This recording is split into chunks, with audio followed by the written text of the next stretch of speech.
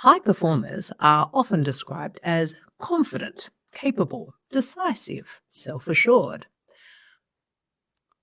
But here's what almost no one talks about. Many high performers don't actually trust themselves. They trust systems, they trust data, they trust credentials, they trust external validation. But internally, they second guess, they override their instincts, they delay decisions that they already feel the answer to, and they look for permission even when they don't consciously realize it. And that's not a personal flaw, it's conditioning. So let's name this clearly. Most high performers didn't become high performers because they trusted themselves. They became high performers because they learned what worked. They learned how to read the room, how to meet expectations, how to follow rules and lead people, how to anticipate consequences, how to perform competence under pressure. They learned by rote, they memorized things, and they parroted and repeated. Now, that's not intuition, that's adaptation. And somewhere along the way, a quiet trade happened. You, a high performer, learned that being right mattered more than being honest. Being impressive mattered more than being accurate. Being reliable mattered more than being real. And slowly, subtly, your inner signals stopped becoming the authority. They became noise.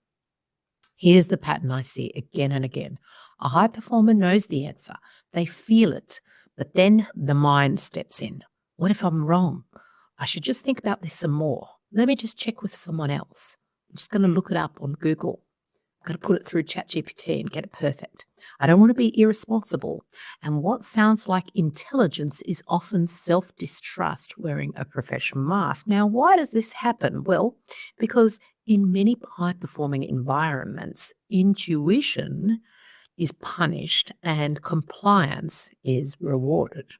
You're trained to defer to experts, to follow protocols, to trust that external authority over your inner gut signals. And over time, your nervous system learns something dangerous. My knowing is risky, so you outsource it. And this is why so many high performers stay in careers that drain them. Because they have this inner knowing, but they just don't trust themselves to speak up. They remain in relationships that just don't feel right because it's hard to make a change when you don't trust yourself, and they delay decisions that they already know that they need to make. Then they feel anxious after they choose, not before they choose, because when you don't trust yourself, every decision feels like a threat. Let me say something important.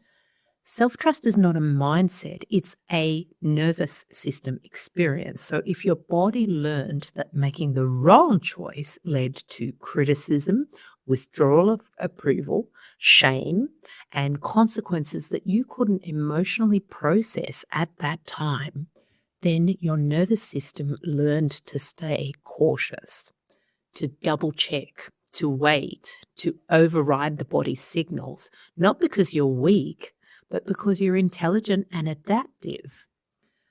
So here's the paradox. High performers are often very good at helping other people trust themselves, but deeply uncomfortable trusting themselves without evidence, reassurance, or approval. That's not coincidence, that's training. So, how do you rebuild self-trust? Not by forcing confidence, not by positive thinking, not by just back yourself. Self-trust returns when your nervous system experiences safety after choice. You stop punishing yourself for uncertainty, and you learn to stay present with the outcome instead of abandoning yourself. No matter what the outcome is, you've chosen it. And you don't punish yourself. Self-trust isn't built by being right. It's built by staying with yourself even when things don't go perfectly. And here's the reframe that changes everything. You don't trust yourself because at some point trusting yourself wasn't safe.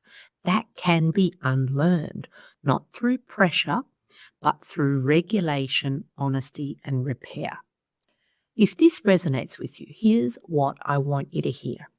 You don't need more certainty. You don't need more information, and you don't need someone else to tell you what to do. You need safety in your body while you listen to yourself again.